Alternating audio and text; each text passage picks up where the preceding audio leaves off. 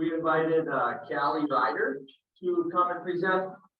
The way I actually found her is I actually went on and looked on the North Dakota Grazing Land Coalition and looked at their mentorship program. So, that's just another resource to be able to find maybe presenters or people that you guys need to talk to or anything like that about anything. And she's probably not, I think she's on the family farm again, but I think it's more diet and nutrition, which kind of ties in last year with the presenters we had for our keynote speaker. So with that, I'll give her the mic and let her go. Thank you. So I did a little bit of both. I did move back to the farm, and my brother actually married into a farm, and he's a rancher who does holistic grazing, very involved with soil health and all that kind of stuff. And him and I, we used to never get along, and now we're just totally complete nerds together about soil health, human health, and all that stuff. So anyways, I'm going to talk about the soil to human health connection. I have a crazy story that involves all of it. So I'm going to take you on that story with me and really focus on the soil towards the end. And it kind of goes all over the place. So just kind of bear with me. It all comes together at the end. And just so you know, I'm a registered dietitian right now. I'm a diabetes educator, and I do soil health conversations for the North Dakota Grazing Lands Coalition. And I also teach a nutrition class at Williston State College. Okay, I have to give a disclaimer. So although I'm a registered dietitian, you know what? I have to move over here. Our computer isn't working that well. So the information contained in this presentation is not intended to be a substitute for medical advice. Always seek medical advice for your specific circumstances. This does not represent the views of the American Dietetic Association and pretty much everybody else. This is my own story filled with personal observations, anecdotal evidence, and experiences. I'm going to talk about, heart disease and cholesterol later, which is very controversial. So I have to put this up there. So all these people have a lot in common, but we all like to stay in our own lanes. You got the dietitian and the doctor, the farmer, the plant scientist, the soil scientist, the animal people, but we really have a lot to talk about. And we'd like to stay in our own lanes. And especially there's even a huge gap within the medical profession. Dietitians and doctors don't really like to talk to one another either. This is the guy who is a nutrition researcher. Some of you might be familiar with him. His name is Stefan van Vliet. I don't know. But he comes, soil people bring him to North Dakota a lot, which is so cool because he is one of the, leading global experts in this stuff when soil to human health stuff. This is what he said. The scientific community, we're very good at creating specialists, but not so much generalists. As academics, we like to stay in our own little bubble, our own little small field of study. We have nutrition scientists, which is what I am, that study nutrition. But do we ever talk to farmers? Do we ever talk to our colleagues across the street or in animal science or plant sciences? No, that almost never happens. I think that's shifting a little bit. There's big interest in type of systems work where people are coming down off their Eigen towers and starting to work together. He's kind of talking specifically about academia, but this can be true for a lot of us. I personally was forced into it. I could have become a dietitian, stay in my own lane. They had a normal dietitian job, and not be talking about soil health or whatever, but I was forced out of that because of the farm crisis that my family went through, different health crises. I had a unique connection to the land and generational wisdom, and it's also exposure to different cultures in France. So I was going down my lane, and then it was like this crazy path that's essentially led me here. And the status quo themes, I began to question in nutrition, the diet heart hypothesis. So this is the demonization of animal fats, saturated fat, and cholesterol. The role of food in our health and lives can be figured out with a calculator. Calories, fat, and carbs, but this is how we become healthy. How food is grown or raised, the process makes no difference in its nutrient profile. Emphasis on treating diseases and symptoms as opposed to preventing and healing disease processes. And that the nutrition science of today will lead to better health outcomes than the food traditions, customs, and cuisine of our ancestors. or the curated wisdom of thousands of generations of passed down knowledge? Is nutrition science working for us as a society? And is trumping the wisdom of our ancestors with nutrition science, is that working? So the crazy path that led me to nutrition, away from nutrition, back to nutrition, and then ultimately talk about nutrition in the soil. I was raised in Trenton, North Dakota, in the Missouri River Valley. And everybody was a sugar beet farmer. I thought all dads, that's all we did was sugar beet farmers, because everybody did when I grew up. And both my grandpas were World War II vets that ended up being sugar beet farmers. My family went through the farm crisis of the 1980s and ultimately lost their farm. And I didn't know about this for a long time. And this is a photo of my parents and me and my sister in front of our house when it's wore clothing. And we're still clueless. My sister and I are basically like twirling for the cameras. Lost it in 1985. I was 3, still lived in the country after that, no longer had a farm. My dad continued to work as a farmhand for local farmers until he had to take a job in Wilson and Williams County. I lived a very rural, isolated life surrounded by agriculture, but ultimately I was very disconnected from it. You know, my brothers helped on other people's farms, but my mom was a photographer. I just hung out with her at her studio. I didn't really care about the farm or agriculture or anything like that. I had a very early interest in nutrition because I was always very sickly. That's what was a medical term for me. Youngest of 4, I was very sensitive. I had extreme anxiety, low energy, reactions to food, especially sugar. I had debilitating migraines. I was extremely picky. I felt good when I ate fresh, whole foods. This is what my diet looked like. Kind of a lot of processed foods, a lot of fake butter. We didn't eat real butter, we just ate parquet. And my dad made pancakes every morning, and I lathered parquet and fake syrup all over them. We also had access to beef because everyone in North Dakota has access to beef. So we had a freezer full of fresh beef. So my family would make all sorts of, tomato saucy, noodly meals out of beef. And I was the youngest of 4. Everybody was in sports, so we were always on the run. So this is pretty typical. I was raised by my 3 grandmas also because my parents were so busy. After my dad lost the farm, mom had to work as a full-time photographer. And she built this amazing business in Western North Dakota. But I spent a lot of time with my grandmas. This is Grandma Ruth, great grandma Dow. I went to her house every Sunday and she talked to me about, she was a masseuse, she was a midwife, she was all this stuff in her lifetime. And she always said things like, there's food to heal all sickness and you are what you eat. And this is Grandma Shirley. Grandma Shirley always said, my grandma ate bacon and eggs every day and lived to be 103.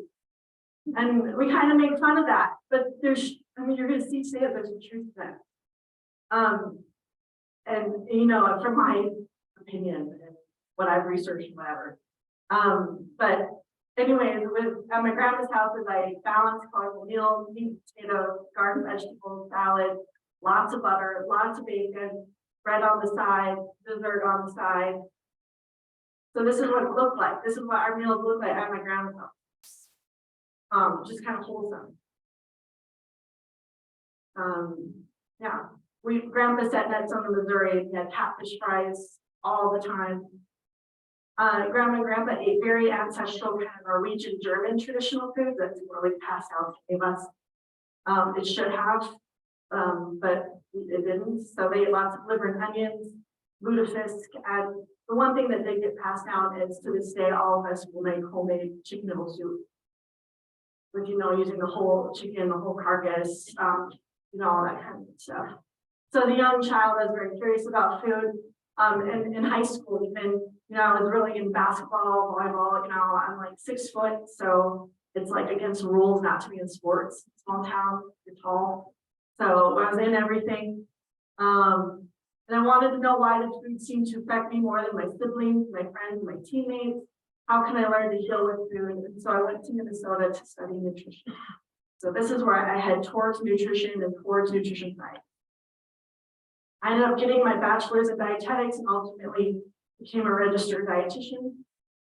I loved studying nutrition. I was one of 2 nutrition students still connected to land in rural America. Most people kind of grew up in the suburbs or the Twin Cities or whatever. I began to understand how to use food to manage and prevent my migraines. I learned the diet heart hypothesis for animal fats leading cause of heart disease.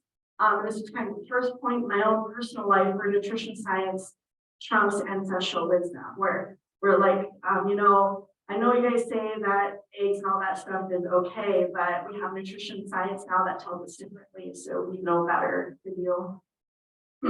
Sophomore year, I found out about, this is the first time I found out that we lost a farm in my whole life. There's so much shame surrounding it.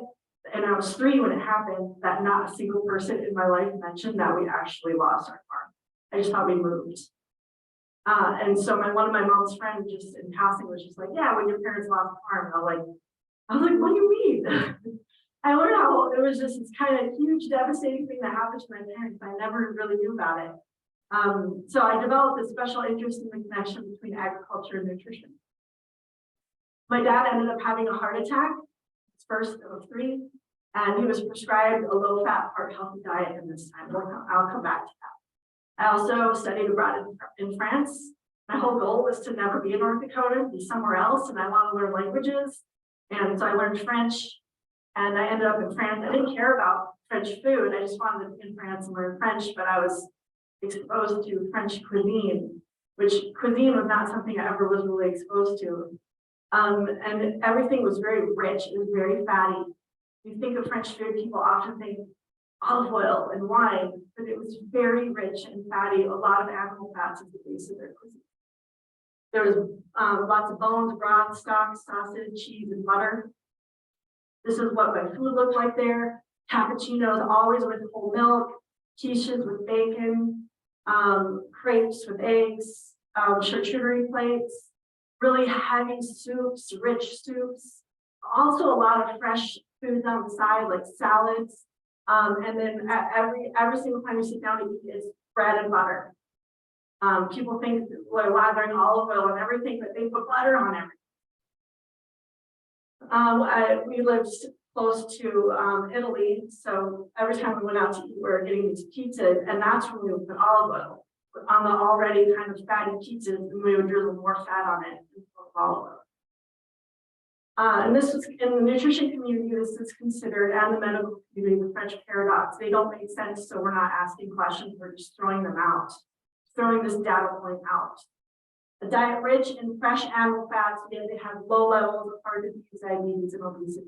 They don't make sense, so we're throwing out that we're not going to ask questions like, why is it working for them? I also consider this Callie's paradox. So I was exposed to French culture and foodways and seeing, how they ate, how healthy they were compared to the United States. Back home, I was like, we're kind of a disaster.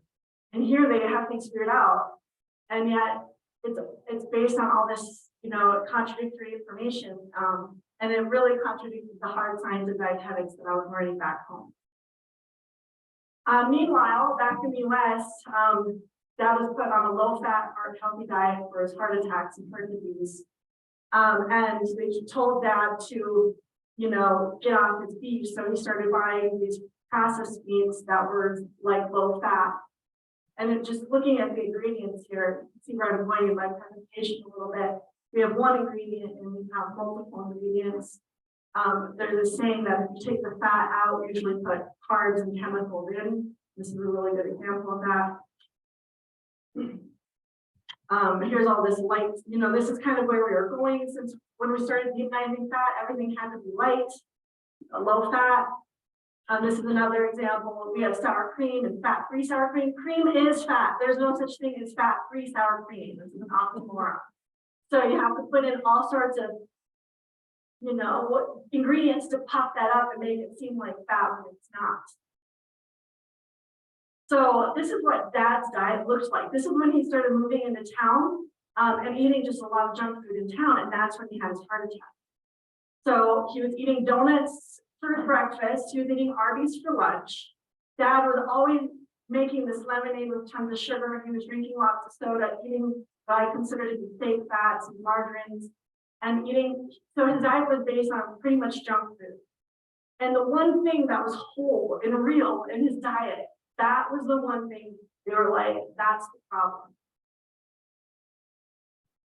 And this is just kind of another example of that, like the food of my ancestors versus the food that they were all starting to tell us to eat. And this hurt my brain. I was like, the studies intuitively make sense to me. This is a graph of when we started replacing traditional fats with margarine, shortening, and vegetable oils. Our butter and lard, our grandparents use that all the time, and we're eating that way, way, way less, replacing it with kind of some more processed fats, and we're seeing more of a health crisis.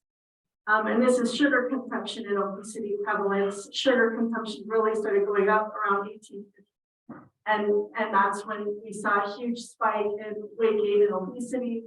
And as a diabetes counselor, I could really go into details as to what's happening, why that's occurring. And instead of completely demonizing sugar, I'm going to use down the line this word, ultra processed foods. Has anybody heard that word before? Have you? I see one nod. This is a word I'm starting to see more and more. And I love that we're trying to use this word, and you'll see why.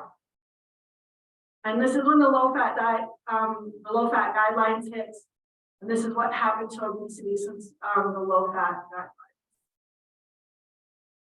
So, as you would imagine, I ultimately had a falling out with nutrition. I realized how the majority of the conversation about food and nutrition had nothing to do with the land and the people who provided it.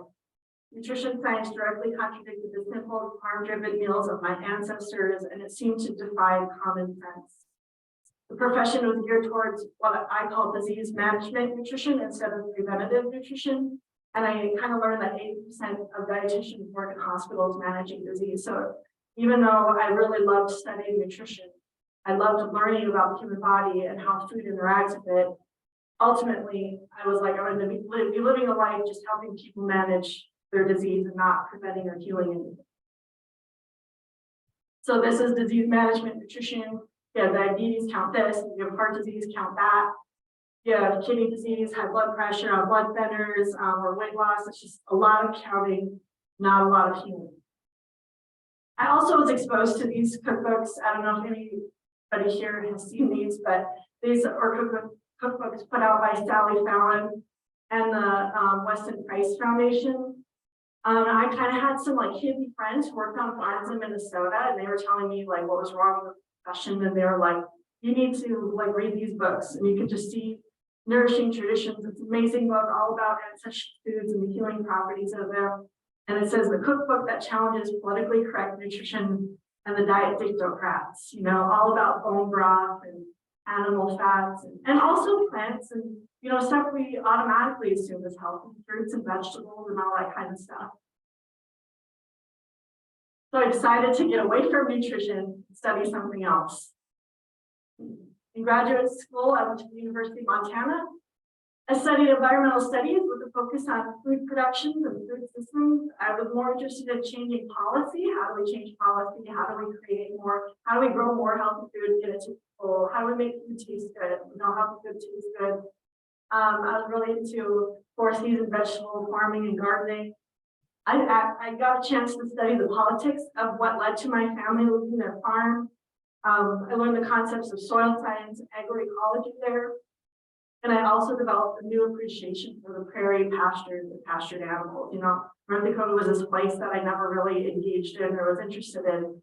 And suddenly it just became this fascinating ecology. What was happening underneath the ground, you know, we're never taught that as farm kids. And I think if I would have been and engaged in that way, I think knowing the kind of brain I had as a little kid, I think I would have really been interested in that. And kudos to you guys to being the ones that going out, really getting involved in the school system and teaching the kids this stuff. So this was a farm I worked at. You know, it was about growing local food, getting fresh local food to people. And, you know, I finally figured out my life. Yeah, I have this figured out. I don't have to be in the hospital. I can be around all this amazing healing food and also like-minded people. I was not very like-minded in the dietitian world, but I felt like I found my people. And then I had a traumatic medical event. I tore my ACL playing basketball. I got the surgery. Surgery got infected. I was in the hospital for 8 days as a mystery patient. And I wasn't much of a picture taker at this time in my life, so I had to find photos. So my legs kind of started blowing up like a balloon, and it would do it multiple times, and then they couldn't figure out what was wrong. The pain was horrendous because I had a surgery on my legs. So all the pressure was putting on all those wounds. So they just couldn't figure me out.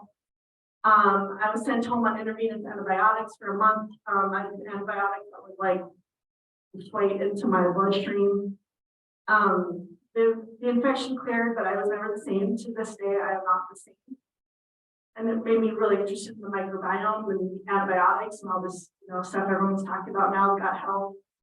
My leg was messed up, my insides were messed up. I couldn't move, couldn't eat, became allergic to everything. All that beautiful, amazing food we were growing on the farm, I just couldn't eat anymore. I had chronic fatigue, chronic pain. On my normal, healthy, whole foods diet, I had hot flashes after eating. I had headaches. My migraines came back. I had a rapid heartbeat after eating. I wanted to go to sleep immediately after eating. I was always bloated, always with like constipation and diarrhea, and my face kind of became one big acne rosacea situation. And then my body was just like overall very highly reactive. So looking for answers, I went back to my background in nutrition science, this time in a different way. I was like, I'm going to define nutrition in a different way. I was exposed to some new ideas, and I'm not turning my back on nutrition. I want to try and find answers in it. So my recovery protocol was basically all about animal fats. And this was through trial and error. So I noticed, I couldn't eat grains anymore. I couldn't do very much dairy anymore, except for certain dairy.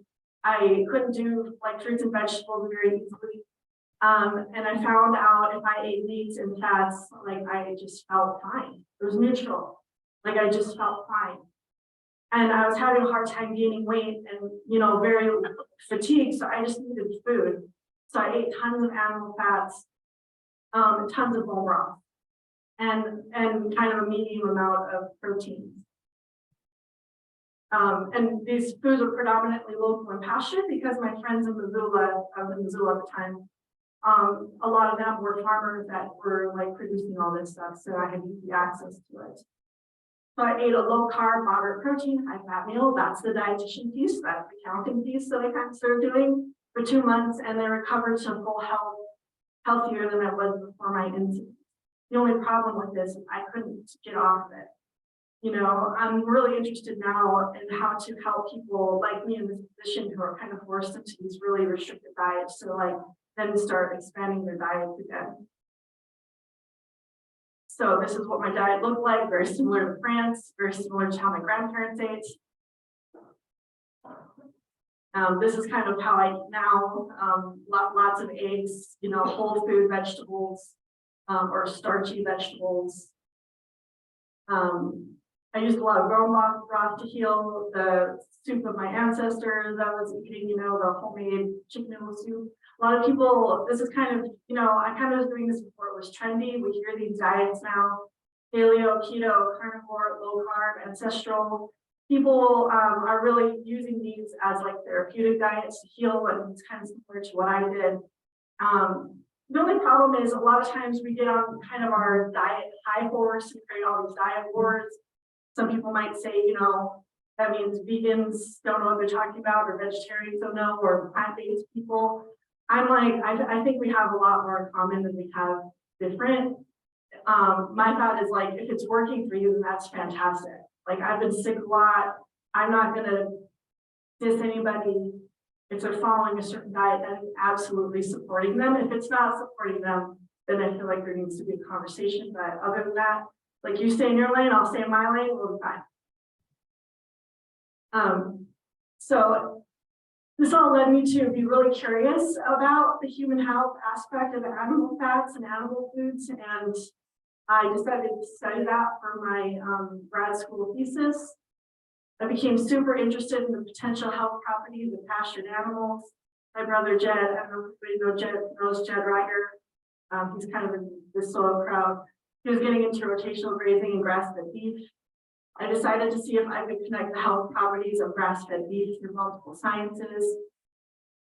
And ultimately, I was able to connect to the healing protocol, what I was experiencing directly, the healing properties of these fats and animal foods. I was able to track that through the sciences. And the big conversation at that time was omega-3s. You know how omega-3s are high in grass or higher in grass than grains, and how that builds up in the cow's tissue. So I was really curious about omega-3s, and that's predominantly what I followed at that time. It was one of the easiest things 10 years ago to look at, to follow a nutrient through the food chain. So my conclusion was, and this wasn't a fancy paper at all, I was sick, I had brain fog, it was not easy to complete this paper, but my measly little, conclusion was, when pastures have maximum head per acre that are properly grazed, it drastically improves soil and plant health. When cows are raised and finished on pasture, they are much healthier animals and require less medical input. When cows are finished on grass, they have a more favorable fatty acid profile than when they are finished on grain. This is kind of a simplification of kind of what I found, but there's better research here down the line. So the health properties of grass-fed beef versus grain-fed have a more favorable omega-3 to omega-6 ratio. Saturated fats, this is what fascinated me the most when I looked at this. The saturated fats from pastured animals have a neutral effect on human bodies. So, I was feeling this kind of neutral effect of eating these foods, they weren't making me reactive. And the type of saturated fat that was more so in grass-fed beef had kind of a more neutral effect and more concentrated in phytochemicals, which I'm going to go into more detail later. So this is what the omegas in the feedlot finished beef versus the green or grass finished beef looks like. The grass-fed beef is closer to a 1-to-1 ratio. And the reason why that matters is these fatty acids build up in our tissues and especially our cell membranes, and they determine how our cells talk to one another. Omega-3s and omega-6s are very, very important in terms of how our cells talk to one another. So the closer we get to this 1-to-1 ratio, and the further we get from a ratio where there's a lot more omega-6s, we have a better ratio of omega-3s to omega-6s in our cell membranes. I think we're going to find that the phytochemicals thing is going to be a bigger deal than omega-3s when it comes to grass-fed beef, because there's just not a whole lot of omega-3s in grass-fed beef to begin with. So all this, all this is culminating, and I was like, it's time to go back. Like, none of this, I need to be somewhere else. First of all, I was drowning in medical bills. I had student loans and medical bills compiling, so that was an issue. My brother started producing grass-finished beef, something that was a huge part of my healing protocol. My family had health issues, my dad, my nephew, all the kids growing up. And I learned that the next generation of kids had high rates of health issues like diabetes and heart disease. They're pretty much half of kids are pretty much expected to get these diseases, and me being a rural kid that was sick all the time, I was like, maybe I can help the next generation of kids in my life avoid that. And this was my nieces and nephews a while ago, and this is them today. I really inserted myself into trying creating, healthy food experiences, connecting them to their food, not just being like, sugar's bad, this is bad, don't do this, like just connecting them to their food. These are the raised beds that they each get to choose to do. So 10 years later, like this is more like now I'm a diabetes counselor with the tribes. So I like it because I get to talk about ancestral foods. I'm like, like I said, I'm a mentor for the Grazing Coalition and an adjunct at Williston State. And let's see, okay, have a good time. So I'm going to kind of shift gears here a little bit. We'll talk about my class a little bit. I've been given the opportunity to curate what I think students should know about nutrition. All the frustrations I had, it's like, this is my opportunity to fix it. So I really focus on ancestral foods, cuisine, culture, traditions, preservation of wisdom. My students have to interview their grandparents about what they ate growing up, and it is the best assignment I've ever assigned ever. Reading the stories of these kids, talking to their grandparents and interviewing them and the experiences they had has been awesome. The changes to food throughout history. I teach whole, minimally processed and ultra processed foods, which I'll define in a second. The concept of nutrient density. I teach soil to human health concepts. I teach about the current debate surrounding cholesterol and health, how there isn't what we understand about what causes heart disease and how our veins are clogging up. It's a hypothesis. It's not facts. And there's a new hypothesis that's coming in to kind of counter that. So right now, the medical and nutrition community is really kind of in a debate about what is causing heart disease. And then we have the constant flip-flopping of nutrition science. You know, last year red meat was bad, this year it's good. Eggs are bad, eggs are good, all that. You know, nutrition science is really, really hard to do. It's a really young science. There's too many variables. Humans are insanely complex ecosystem beings, and so is food. How do you, and people eat tons of different food. And if you want to study protein and you want to see if, you know, fat is better than carbs or whatever, well, if you take the fat out, then people have to eat more carbs. It's just so, it's so impossible to have definite answers in nutrition science. And yet, we hear all the time in the news that these things are definite. Like they looked at these people for 20 days and now we know that eggs are bad. And it's like, be very, very skeptical of any kind of nutrition science that you see. So I really try to teach my students critical thinkers about this stuff. So these are the kind of the concepts that overlap. And when I talk about soil science and soil to human health, in a way, I feel like I have to talk about all of these at once.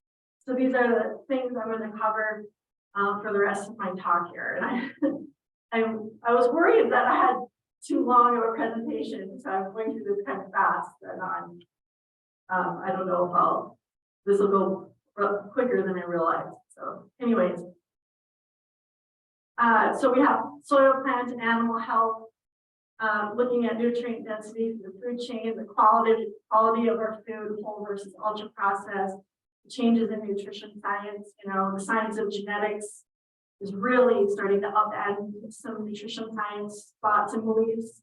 Also, the microbiome, and having, now that we know that we have an ecosystem in our colon that our body depends on, it should really be changing everything about nutrition and also everything about medicine. And then how our cholesterol functions in the body. So if you go on a zero cholesterol diet right now, you're like, I'm not going to eat cholesterol. Your body will just make it because it is in every single cell membrane. We make our sex hormones out of it. We make vitamin D out of it. We cannot do it. If you had a genetic disease where you couldn't make cholesterol, you would die. So cholesterol is so necessary that if you just ate 200 grams of cholesterol, your body would make 600 grams because you need about 800 grams a day. So it's just this normal part of our body, kind of like hemoglobin delivering iron, you know, cholesterol. We need to really think of it as just a body process. And then, of course, ancestral foodways. So first, I'm going to talk a little bit about ancestral foodways and changes in nutrition science, specifically this cholesterol function piece. All right. So this kind of displays the flip-flopping that we've experienced in the past 100 years or 50 years about food. First, you know, cholesterol, now the bad news. So eggs and bacon are bad. And then in 1999, cholesterol, the good news, suddenly you can eat eggs again, but they're still, at this point, they're still demonizing saturated fat. So butter, bacon, red meat, all that kind of stuff. And now they're saying eat butter. We're going all in. Maybe animal fats aren't that bad.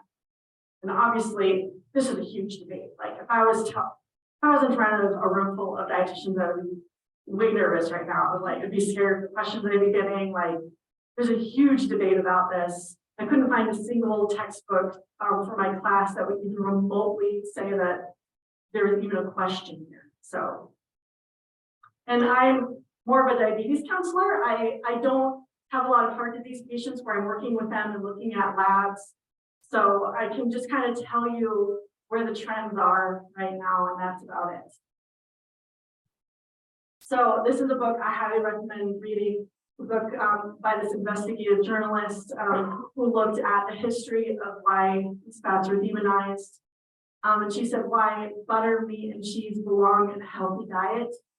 When I see those words, I think of France, I think of my grandparents, I think of how I healed my body. So in the 1950s and 1980s, chronic disease was on the rise. Scientists had their eyes on fat and sugar.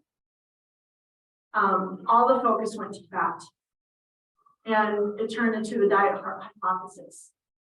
Pure fat, especially animal fat, laid the foundation for most of our medical institutions and was heavily funded by the vegetable oil, grain, and sugar industries.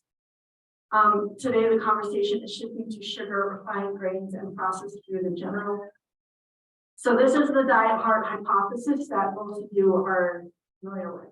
You eat red meat, you eat butter, you eat anything with saturated fat in it, and that saturated fat turns into cholesterol in your body, and that cholesterol becomes sticky and it builds up in your blood vessels. So that first, you eat the red meat, and then the cholesterol starts floating around in your blood. That red meat kind of sticks to your blood vessels, and it just progresses. You have to remove the red meat. And that's what they did with my dad. So I can kind of skip this. So this is the new one. As a diabetes counselor, I have to say, this one makes a lot more sense to me. Okay. There's many different things that can damage your blood vessels. There's many different things that can do damage, not just, potentially cholesterol. The number one cause of heart disease right now that we know is high blood sugars. This is not fat, this is not cholesterol, this is sugar floating around in our veins. That's high all the time. This could be diabetes, prediabetes, insulin resistance. Another, thing we can look at is processed foods. Smoking is one of the leading causes of heart disease. And then there's a whole host of other ones. The body actually produces an immune response. So I'll get into that here in a little bit. LDL cholesterol, which we consider the bad cholesterol, its job is to go to that damaged spot in your vein or your artery and repair the damage. It's basically the Band-Aid coming in to repair the damage. It's just part of the immune response. It's there because there's damage. The only way to stop cholesterol progression is to remove whatever is entering the blood vessel lining so the body stops making cholesterol to repair the damage. And I'm going to kind of zoom in here. So let's say you decide to take up smoking. There's nicotine floating through your blood. Nicotine is a chemical structure that will inevitably damage the smooth tissue of your blood vessel.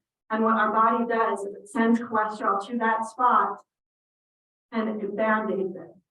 And that, not just cholesterol, a bunch of different things. It's this inflammation of the response that happens. And cholesterol is a part of it. So what's left over is the cholesterol. You keep smoking, we have to send more cholesterol. Keep smoking, we have to send more.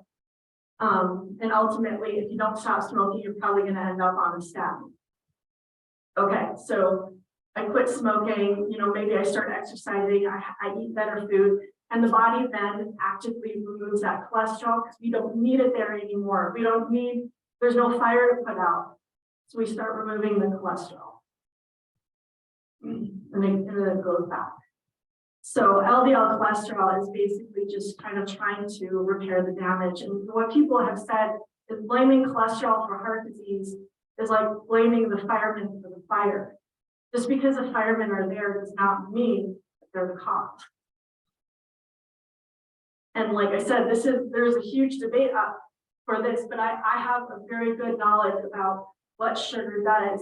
If sugar goes in our blood and then it comes out, but it's not high all the time, it's fine. But when it's there all the time and it's high, it's very damaging to the molecules that are in our blood and also the tissues around our blood. So this hypothesis really resonates with me. Okay, moving on. Let's get this. So here we have, this is a guy, his name is Robert Lustig, and he kind of came up with this graph, which I think is awesome. He showed the growth of the sugar industry through the years and how sugar kind of started out as just bags of sugar. We were eating desserts on the side, and then it kind of, when it hit processed food, we started making it out of corn, high fructose corn syrup.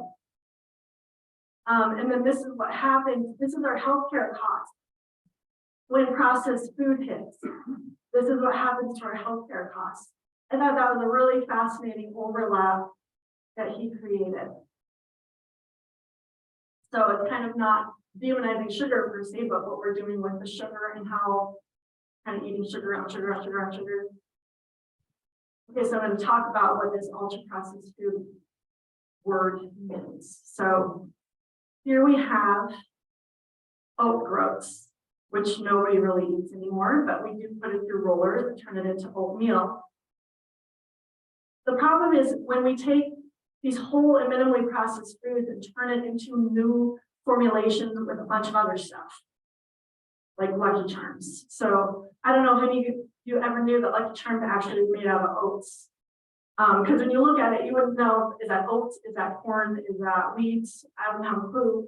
And then all the other stuff added to it. We actually add vitamins and minerals to Lucky Charms and call it healthy.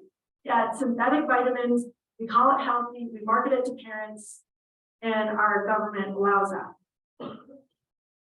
Okay, so the soybean. We have a regular soybean, a minimally processed soybean, which is tofu. Tofu gets a bad rap. I know tofu is high protein, kind of ancestral food. And then the ultra processed version of that would be our, if you want to be vegan or vegetarian, go minimally processed. Try not to eat some kind of ultra processed food and say it's going to be healthier than another diet. Corn, canned corn would be minimally processed, and the ultra processed is like kind of everything in our diet right now. We add corn syrup to just about everything and corn oil to everything. Ancestral fats, so here's fats in their whole form. I don't care if it's meat or plants. A minimally processed version of that would be a first pressed oil or freshly churned butter or a freshly rendered lard or tallow. And then ultra processed version would be our vegetable oils and margarines. Okay, so now we're at beef. Whole natural form, what would be a minimally processed version of beef? Just jerky, simple. An ultra processed form would be the light beef bologna that my dad thought was healthier than the whole food beef that he was eating. So the question is, does this matter? This is kind of this new commonsensical, intuitive way that we're starting to talk about food. But why does it matter? This is a study that looked at the impact of an ultra-processed diet versus whole food diet on weight gain. Both these diets include red meat, but in different ways. The perpetual diet wars between factions promoting low carb, keto, paleo, high protein, low fat, plant-based, vegan, and seemingly endless list of other diets have led to substantial public confusion and mistrust in nutrition science. While debate rages about the relative merits and demerits of these diets, less attention is paid to the fact that otherwise diverse diet recommendations often share a common piece of advice, and that is to avoid ultra-processed foods. Ultra-processed foods have been described as formulations mostly of cheap industrial sources of dietary energy and nutrients plus additives using a series of processes and containing minimal whole foods. So this is what people ate on the ultra-processed diet, and this is what they ate on the whole diet. These have the exact same amount of calories, the exact same amount of carbs, the exact same amount of protein and fat, these two diets. And intuitively, you're just going to know what's going to happen between these two diets, red meat and all. And this is a stir fry on top of a bed of rice. versus a hamburger, like I said, same amount of macros and calories in both these diets. So people on the ultra processed diet, because those calories are so easy to eat, there's nothing else in that food that's really beneficial. They ended up gaining weight over the course of 2 weeks. And the people on the unprocessed diet ended up losing weight over the course of 2 weeks. Now extrapolate that over years, over generations. What's going to happen to the human body if we base our food on ultra processed diets? This is that Stefan Van Vliet. He did a study, Meats, Human Health and Climate Change, where he was kind of looking at meats as having a role in our life. And when they looked at all the science about red meat and disease risk association, they saw that if it was a part of a healthy dietary pattern, it was either neutral or protective. This is a recent study. So 10 years later, they're saying that we're neutral still, and I just think it's fascinating, or protective. So this is how my grandparents ate. This is how I ate in France, just whole foods, versus the standard Western diet, which is increased risk. Okay, so this is what I observed.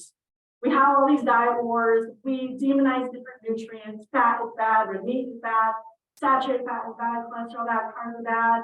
And we're all distracted. We're all distracted over there. And meanwhile, over the past 60, 50 years, there's been this huge elephant in the room growing, which is just ultra processed foods. It is now 60 to 70% of the US diet. 60 to 70% of us are eating, or no, most people are eating mostly ultra processed foods. So I think we need to take a step back from the diet wars. So getting to the meat of the subject, no pun intended, the soil health part.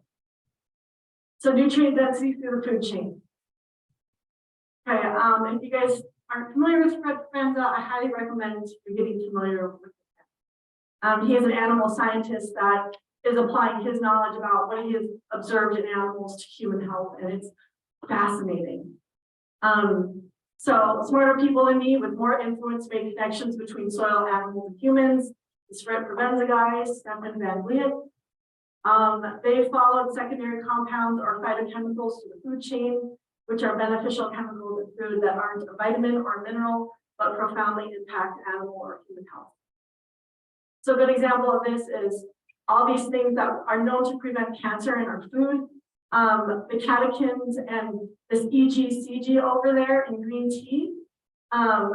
This is not a vitamin, this is not a mineral, it's a chemical compound that once it reaches our cells, it's insanely protective to our cells. So that's what a phytochemical is. It's like some unique chemical that's not a vitamin or a mineral, that's still insanely beneficial to our bodies.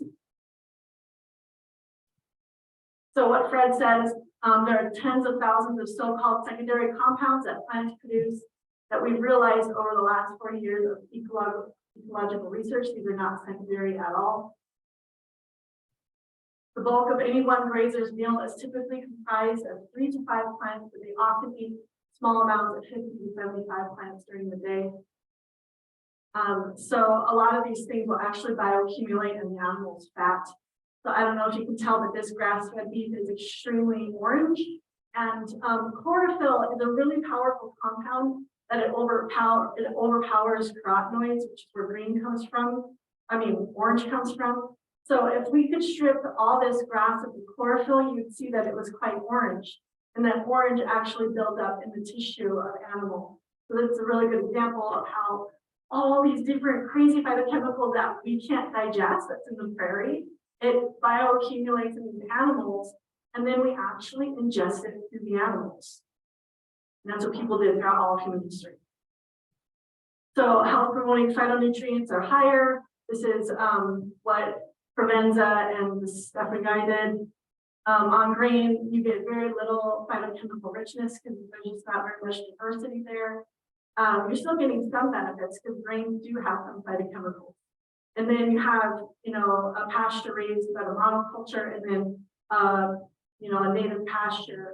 And on the native pasture, the phytochemical richness is kind of through the roof. So this is kind of where, maybe the soil people and the nutrition people will have kind of the same things to start fighting for in a way. So phytochemicals in a cup of grass-fed milk is equal to phytochemicals in a cup of green tea. So when they eat the grass, same amount of phytochemicals as just drinking the tea. Sardinia is a blue zone, which that means people live to 100 and they have a very high quality of life at the age of 100. It's a lot of centenarians, they say. And what they do in Sardinia is they're pastoralists. Their diets are high in grazed sheep and goat whole milk products, and then actually almost a third of their diet is dairy. Many live to their hundreds with a high quality of life, and researchers attributed phytochemicals and fats in pastured dairy as one of their secrets to longevity. And because our ancestors lived close to the land, you could just kind of assume that they were also kind of living a life where all their animal products were pretty high and rich in phytochemicals. All right, this Stefan van Vliet guy is doing a really interesting study where he's trying to really study complexity on the next level.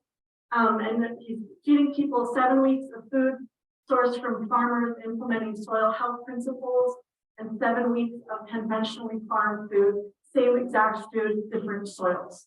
Nobody's ever done a study like this before. Are they going to be able to measure anything? Will it be enough to see any measurement?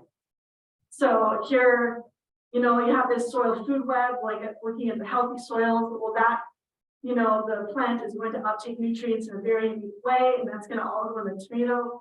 Are we going to see anything when we do a blood draw, stool sample, urine sample? Will we see anything? I think it's going to be difficult to see anything, but I'm fascinated by the idea. This is just another quick graph. Organic versus conventional crops, the percent difference in nutrients. We're starting to see that we can start measuring that if the soil is of a better quality, usually the uptake of nutrients in those plants is going to be higher. So how can we maximize that for human health potential? So this is kind of what I see happening in the future. Hopefully we just keep going in this direction. I want to show you. So we'll have another thing where we have whole natural food and whole natural food grown with soil health principles. And the nutrient density just keeps going up that way. More phytochemicals, more vitamins, more minerals. The whole natural mineral process is still fantastic. If my patients get there, that's all I kind of care about. But we can actually up level our food even further with soil health principles. Same with meat. Same exact meat, more nutrients. So my predictions for the future: nutrition science will validate nutritional wisdom and soil health principles. We'll find that it matters way less if our food is coming from animals or plants, but instead how the food was produced and processed before hitting our plates. We will unite against ultra-processed foods. We'll find out that we all have a lot in common, and it's this common enemy, which is just the processing of it. I don't care if you're eating plants, if you're eating animals, let's stop fighting. Let's just focus on stop eating so much of the processed stuff. More collaborations across disciplines, more interest in complex systems. And we will look to science and wisdom when making food recommendations. And actually, I teach my students the Brazilian dietary guidelines because with the influx of processed foods in Brazil, they're seeing a loss of culture. So they're actually telling people, they're actually teaching people about nutrition wisdom and this whole minimally processed and ultra processed and all that kind of stuff. So hopefully we see that in our government regulations down the road. So, so hopefully all, instead of like saying that our ancestors are funny when they say eggs are good for you, or that they're, they bacon every day, just seeing that as like kind of a funny quip, and instead of throwing France out as a French paradox, these people who are healing themselves with fats, there's a lot of people who heal themselves with the paleo diet, the carnivore diet. Instead of like throwing them out as outliers, maybe we'll start asking further questions about that. And I'm going to end. I had a student who interviewed his grandma just this past month, and she was so excited to talk to him about what she ate in Eastern Montana growing up. And I'm going to share with you what she shared with him. Glad you're taking a nutrition class. I grew up on oatmeal, pancakes, eggs, bacon, beef, pork, beer, and chicken, potatoes, garden vegetables. As for fats, my mother rendered lard and used it for cooking, also saved the bacon grease and used it for frying. In the winter, we ate a lot of stew, meat, potatoes, vegetables, carrots, milk, cream, water, in a big kettle simmering on the back of a coal and wood stove. We ate cereal with cream, drank whole milk, cottage cheese. We ate organs like chicken gizzards, liver, and heart, but not only chickens, but beef, pigs, and deer. We ate canned jellies made from wild fruit, ate homemade bread from unbleached flour. The flour came in cloth bags. My mother used them for making clothes, for aprons. I ate butter made from cream from our own milk cow. Our eggs are from free-roaming chickens. Ice cream made from our cream. Just giving you some idea of the things I ate. Would enjoy talking with you and sharing more of what I ate, so feel free to call. I just thought that was super neat. So, anyways, that's all I got. Sorry, I didn't leave a lot of room for questions. And I will hang around if anybody has a question about anything. I'm taking off the cargo today, so I'll probably just be around. Probably so much. So, anyways, thank you.